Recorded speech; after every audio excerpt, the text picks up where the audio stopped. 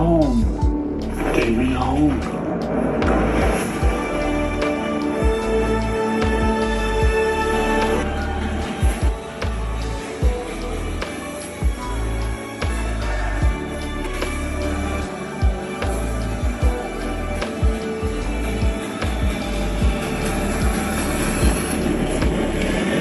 May bago, Erock Money Projector. Alam nyo, sold out na kasing Kuka T1. Kaya switch tayo dito sa mas upgraded na projector. Kasama na pala tong manual, cord, remote, and HDMI cable. At ito na nga, ang cute ng itsura. Ngayon lang ako nakita ng fabric texture sa mga ganitong projector. Sa totoo lang ganda ng material hindi tinipid. Meron tang headphone, 2 HDMI, and 2 USB slots. Meron din siyang removable filter. Meron din tong tripod screw sa ilalim. Compatible siya sa kahit anong tripod stand. Siyempre, hindi nakapag-antay, testingin na natin. Ang nagustuhan ko pala dito is 1080p decoding, tapos meron siyang AI autofocus. At ito naman sample ng audio.